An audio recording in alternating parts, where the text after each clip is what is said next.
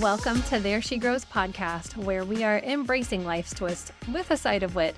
I'm your host, Abby O'Sullivan.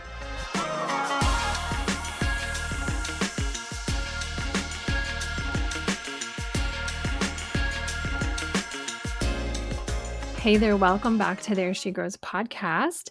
In this episode, I am sharing a recent dating experience with you because it was the first one in a long time. It was challenging in a mostly positive way. It made me really consider if I am close-minded, if I'm like as open-minded as I think I am. And it reaffirmed my desires when it comes to a relationship. So let's start off with a little bit of background because you do need this. I have been single for 10 plus years, meaning I've not considered someone a boyfriend and I've not been a girlfriend. I have dated for weeks or months, but nothing serious. Lots of meet and greets over dinner. Some of these dating experiences have lasted only a handful of dates, or there's been some adventures and there's been some purely fun experiences, meaning they were sex-based relationships, situationships, whatever you want to call it. They were based on sexual activities. And especially since I moved back here to Springfield, Mo, I have dated less and less. And I moved back here at the end of 2017. So since then, it's just been less and less dating.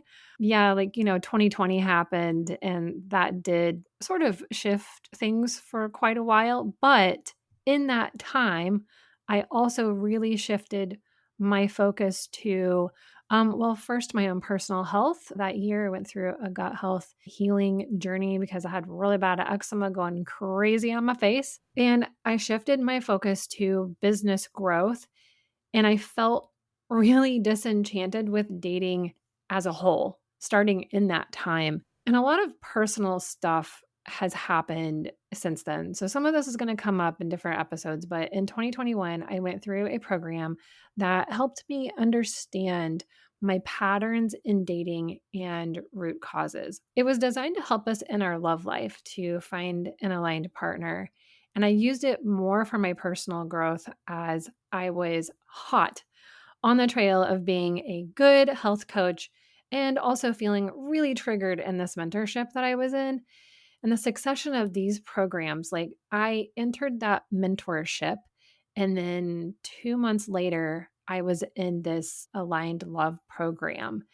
The succession of these programs and the entirety of 2021, it wasn't like just those programs. There was other stuff that happened too, that caused a lot of stress and just a lot of things going on in my personal life. But those programs created a cascade, an up and down roller coaster that created a lot of messiness in my life. Like that was that year. Up and down, mess, mess, mess, mess, mess, garbage everywhere. And I will admit my energy and self-worth were not really up for dating consistently.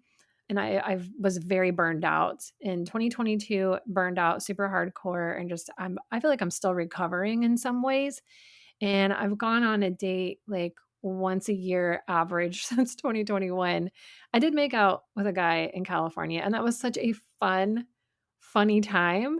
And it was then that I found out about sites like Feeld, Feeld, which is more open to people who desire exploration in their sex life and their relationships with other people. I did actually check it out for my area, and no, it's not for me. It's definitely not around here. But in this time, I also did not have sex.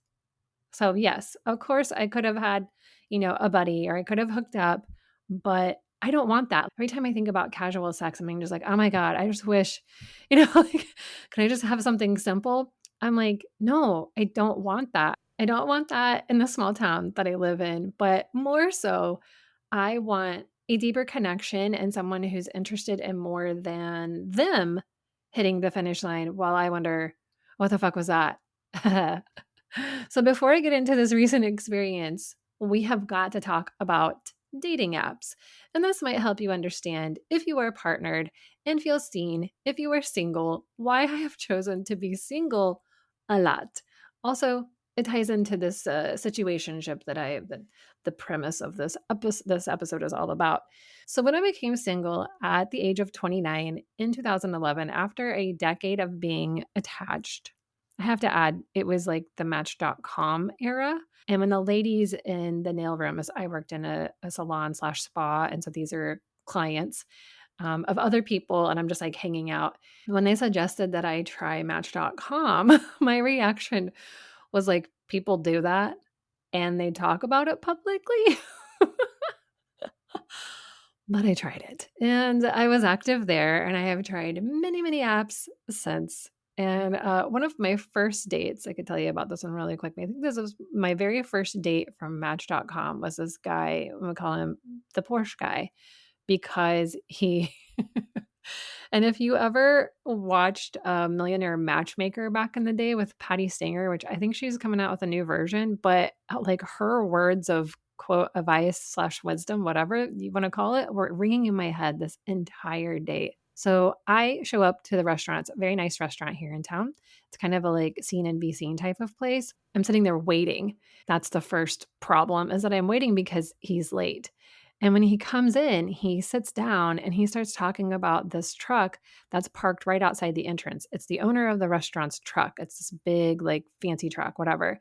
And he makes a comment like, "Oh, I thought my truck was here in Springfield, but I drove the Porsche today." And I'm like, okay, this guy he's already boasting. And he like pointed out his fancy expensive watch to me. And basically, there wasn't really anything super wrong with this guy. I did check like his criminal background on the internet. And I did look up the college that he said he attended and to see if he actually attended there. He met some of my friends later that night. And it just was, it felt like there were some exaggerations. And that's why I sort of checked into it. And it really, there were some hidden elements and exaggerations. We did go on one more date. I had been at a Christmas party with my friends, and he had been gambling in a nearby state of Oklahoma where there's quite a bit of gambling opportunity. And we met at like a local sports bar, and he was out loud. He said that he was worried about his car, leaving his car in the parking lot because all this money that he had just won at the casino. And then somewhere over the course of our conversation, he basically invited me to go to Australia with him after the first of the year for like a month or something crazy like that. We had literally just met. And I'm like, dude, I have to work and I don't know you. I'm not fucking going to Australia with you. This just is all too good to be true. Right. So there wasn't really like menacing things. It was just exaggerations. And then he ghosted me.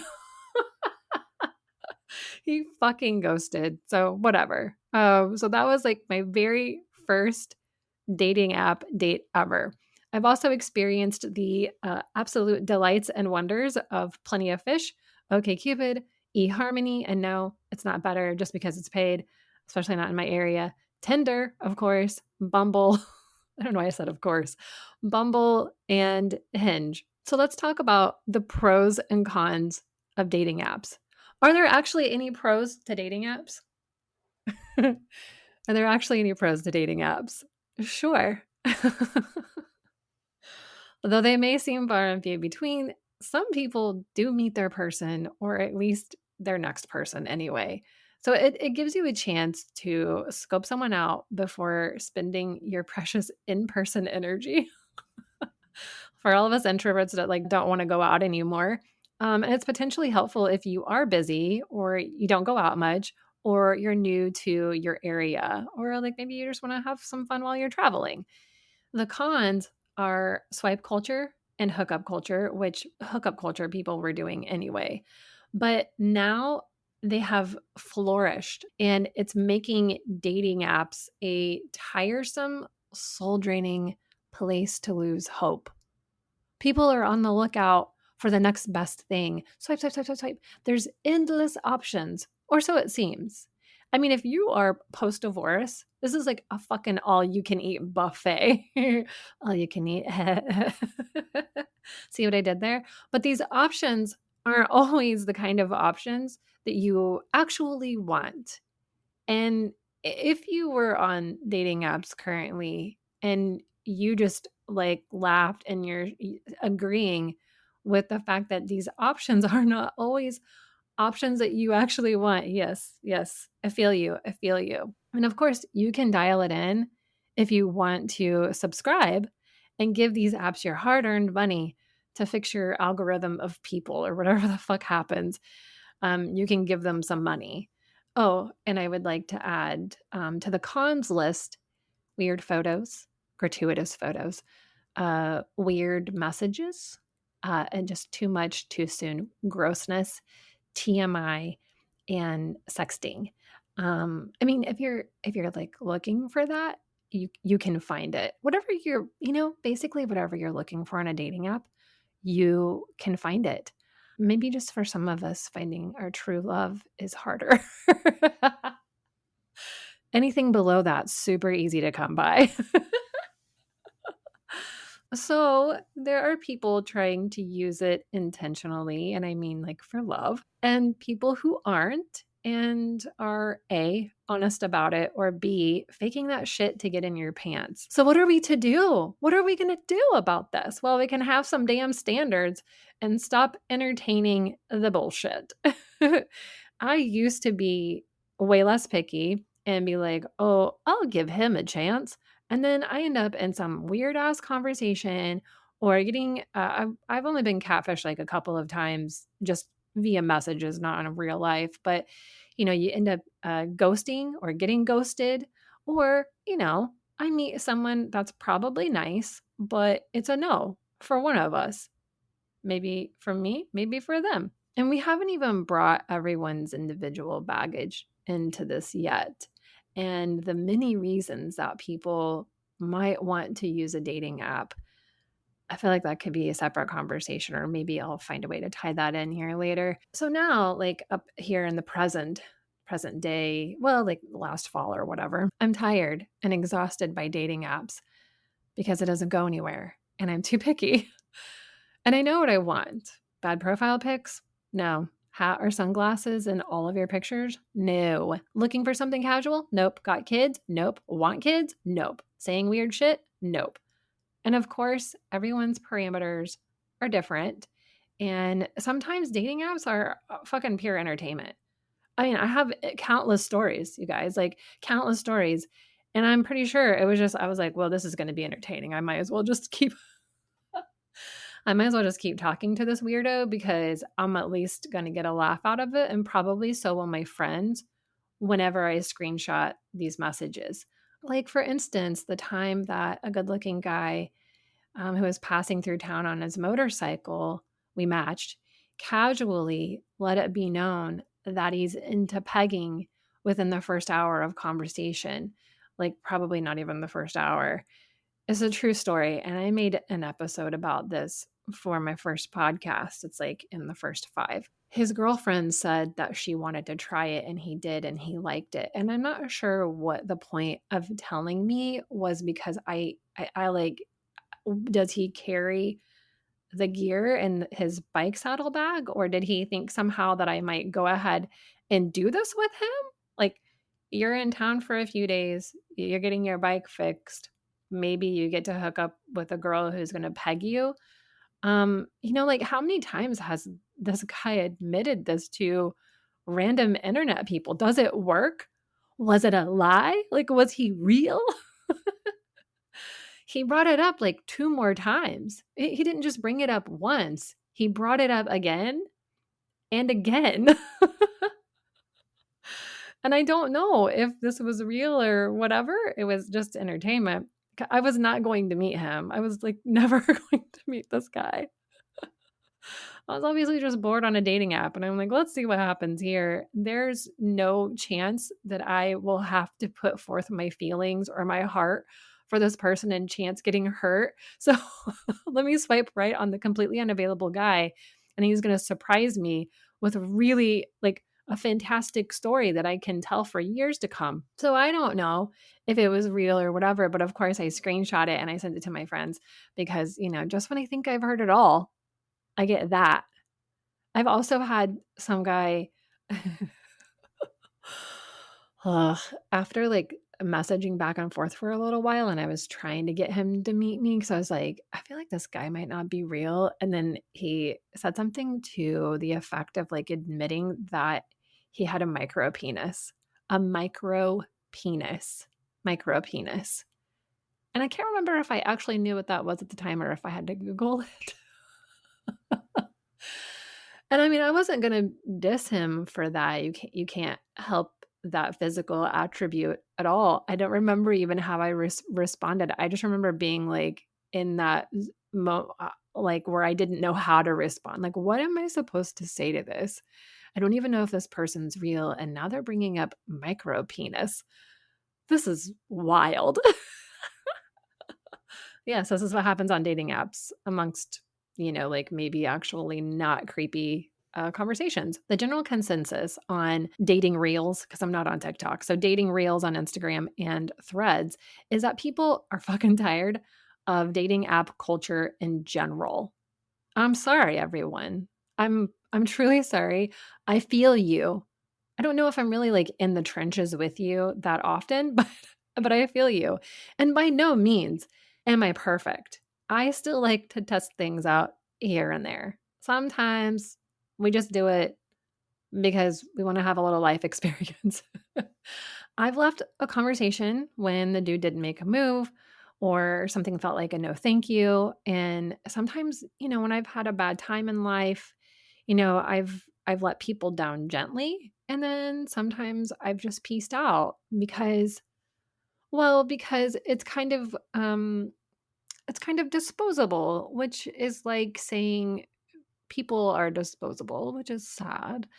And kind of the whole crux of like the dating app situation is that it's almost treating people as if they're disposable. And we're not, but that's, you see what I'm saying here? And it's happened to me too. We are not everyone's cup of tea, and we're not supposed to be. I've taken long breaks from dating apps, like just, actually deleted it and not had it on my phone. And after one such break, not too long ago, I decided one evening to give it a whirl with zero expectations. I didn't even fill out my bio beyond the photos and the stats of like my height, what I'm looking for, what I'm into, whatever. I just thought, I'll see what's up and then I'll fill it out later. Like, I get so tired of typing out my bio, but I do try to type out a good one when I'm actually trying.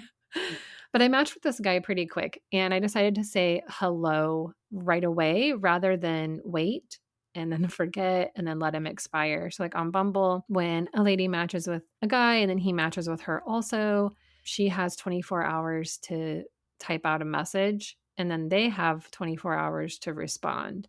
There's some like little things where they can click a deal and you can get longer time or whatever, but it just means that you can't go off and forget about it for a few days or you're like, oh, I don't get to talk to them anymore, whatever. So this guy actually answered really quickly. He responded quickly.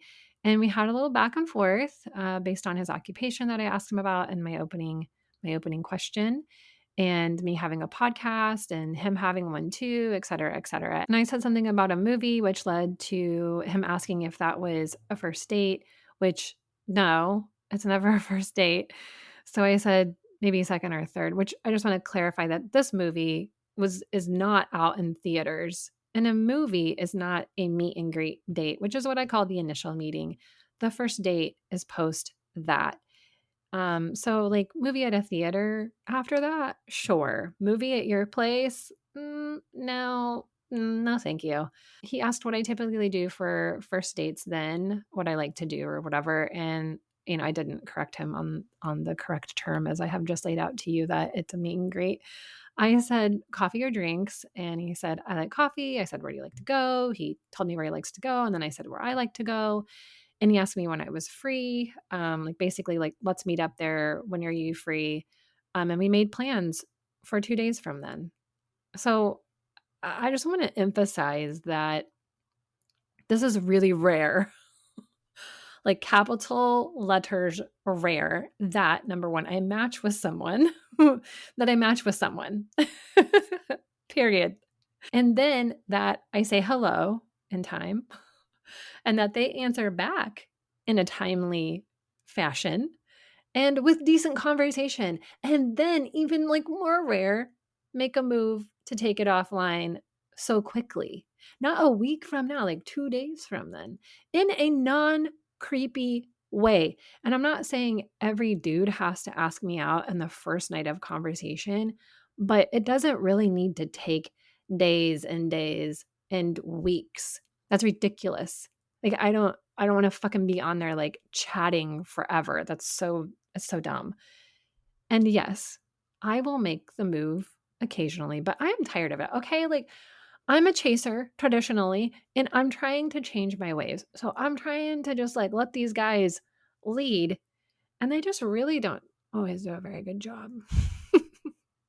So when I went back to his profile a little bit later, it said that he was looking for something casual. So I decided that I needed clarification on this when we met because typically I would skip by, but I must have missed that when I was scrolling through his profile. I was probably just like, oh, he's hot. He looks smart. And I was excited to meet him. I was excited. Like he seemed smart based on his occupation too, and just witty, like able to hold some kind of conversation. And I knew he worked out, liked other activities other than fishing. So we meet, and I learned that he's going through a divorce and started dating again within the previous few months. He's looking for casual, as in not ready for a relationship, but not just a hookup. And yes, I asked because I'm not looking for just a hookup. Dating and fun, yes. I'm not ready for a relationship after meeting a person like the first time either. And I mostly just wanted to make sure that it wasn't a fuck buddy type situation. Like, I just, no, not for me. So we talked for a long time. We shared a lot about ourselves. We had a great time and we set our next date to see a movie. And I want to get to the points of why this particular experience felt different and challenged me. I don't need to like tell you every date we had. Even though I did enjoy that aspect a lot. We ended up seeing each other over the course of 4 or 5 weeks, like over the holidays. And right away, it seemed like communication was great. And I'm basing this off my personal perspective. I did ask some probably uncomfortable questions, and he presented some uncomfortable things to me as well. And we were still able to hang with each other. Like he answered, I answered, we talked. And I felt like this was a level up from any previous experience. And for myself personally, like me putting in the effort to use my voice and communicate, even if like maybe I was awkward here and there about it, practice makes less awkward. That being said, no one is perfect. And there was some misunderstanding in the end that did end up with me being a bit surprised. When the topic of dating around came up, he was honest. He didn't want to be in like a committed relationship. This isn't really the sequence of event. He didn't just say like, "Oh, I don't want to be in a committed relationship," whatever. There was a little bit of conversation. It came to that, but he was honest about what he wanted. And I was clear about having sexual boundaries. Like, I don't want to fuck somebody that's fucking a bunch of other people. And he was respectful of that. He said he also just enjoyed hanging out with me. Like, oh, here's someone who's attracted to more than just a physical body. And this came up because I haphazardly brought up how many polyamorous and ethically non-monogamous people are on dating sites. And I asked what he thought about it, really just as someone who's new to the dating scene. After having been in a relationship for a while, like we'd already kind of, talked about dating stories and stuff. And so I just kind of randomly brought it up. Maybe I subconsciously had a name, but at the time I swear I didn't. So that sparked this conversation that led to us talking about what I just told you, where, it was kind of like allowed me to have some clarity on what was going on. And then also helped me realize like, okay, well then this has got to be a boundary for me. And he was like, that's okay. I respect your boundary. On the flip side of me being like, oh, then I'm not going to have sex with you. That was very hard for me because I am a sexual person and I was sexually attracted to him and I wanted to do all of the things with him. And this also made room for fooling around without sexual intercourse. And I really, really enjoyed that. I figured he was dating around because he was still on the app. And I just stayed on because he was on. I wasn't dating around. But I didn't know for sure that he was actually dating someone else until he told me. Like, I'm sure a dude in the past, like some dude that I've been seeing, has been dating another girl at the same time as me, and I never knew it. So, on one hand, it's like, wow, thanks for the other. And on the other hand, I don't know if I want to share, but I also want to see you. And I also understand that we're just dating right now, you know? Like, I understand we don't need to be like in a relationship or whatever. Like, it's not serious. I didn't want that, right? So, dang it. I found myself trying to be open to this because we discussed the important things. We discussed sex and sexual health at the same time as all of this. And we continued.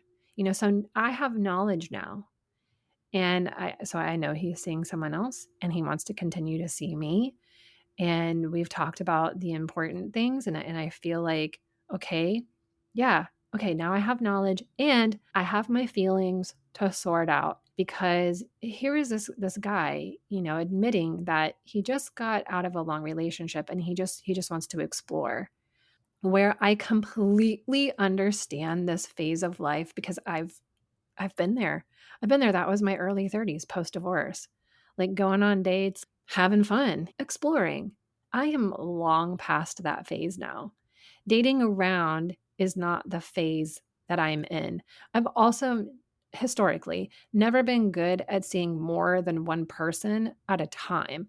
Like only if everyone is mostly on a dating app, can I handle chatting with more than one dude at a time. Like I can see, what we've talked about in our chats, but that's a lot of energy to me. That's a lot of brain space. Like once we're in person, especially if I like someone, like I'm kind of just zoned in.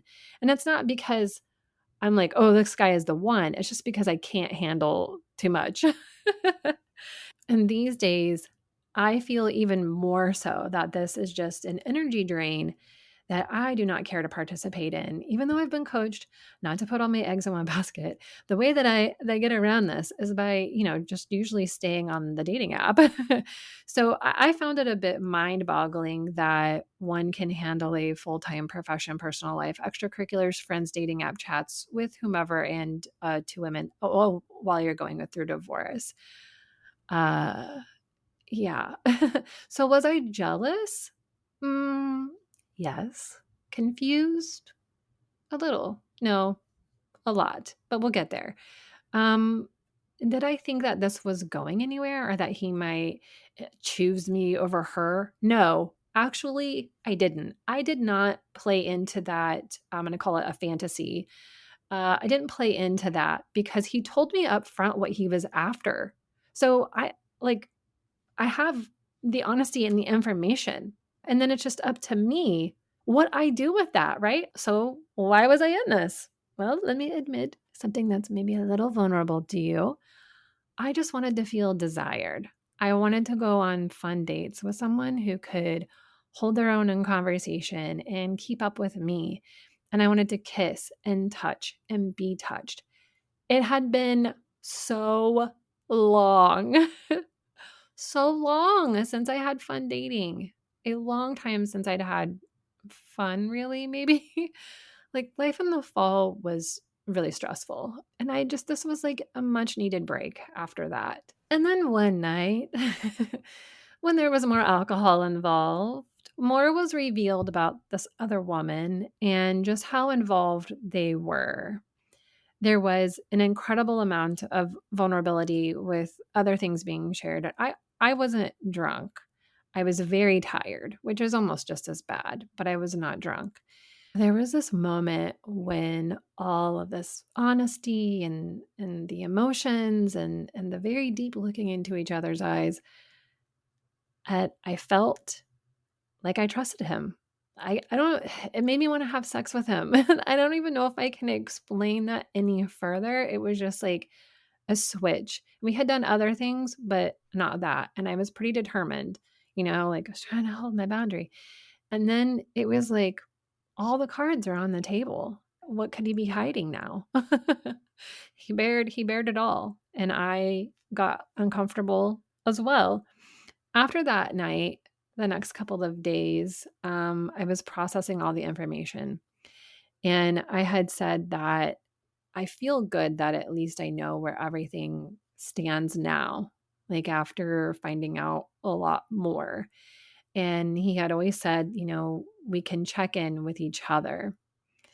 What I realized though was, and I want you to know that I thought about all of this a lot, and I don't care what other people are into. I only care about what I'm into? So everybody can go do what's best for them. Like, whatever your thing is, by all means, there's space for it all, right? But what I realized for myself is that I'm not comfortable knowingly dating somebody slash sleeping with someone who is carrying on with someone else, no matter if that someone else is okay with it or not. I did not want to meet her, even though he said she was okay, she wanted to or was okay with it.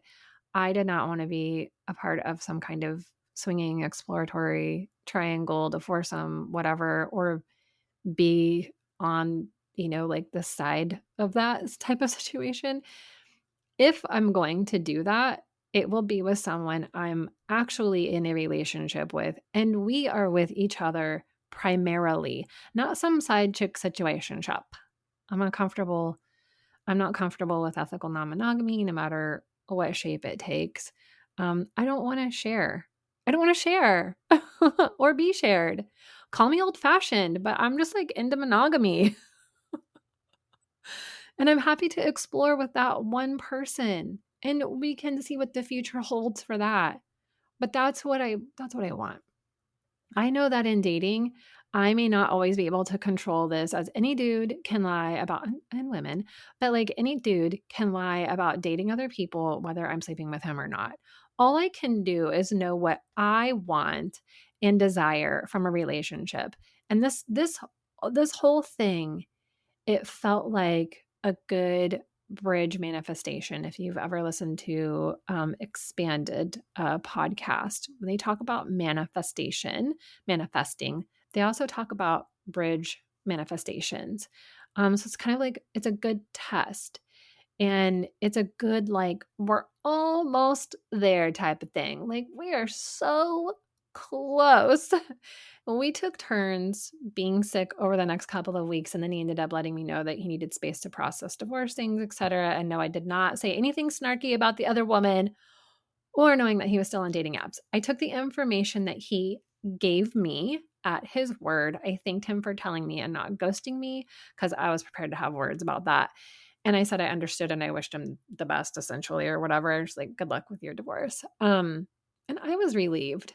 I was like a little sad. I cried a little bit that day. Just because like rejection and stuff. But I was relieved. I had found myself falling into old patterns of feeling rejected if he wasn't keeping in communication like I wanted, of wondering about her and the things that he said about her and like replaying that in my mind and what I felt like were projections on me and just all this stuff, it felt icky. It was giving me a lot to think about. And I don't know if I need that much to think about. And this really gave me a chance to become aware of my feelings all throughout our thing, to practice what I've learned, like all the work that I've done trying to like put it into play, to practice regulating my emotions, or at least trying to, and to try to keep an open mind and heart, like trying to open up my heart a little bit, but also sticking to my boundaries and desires.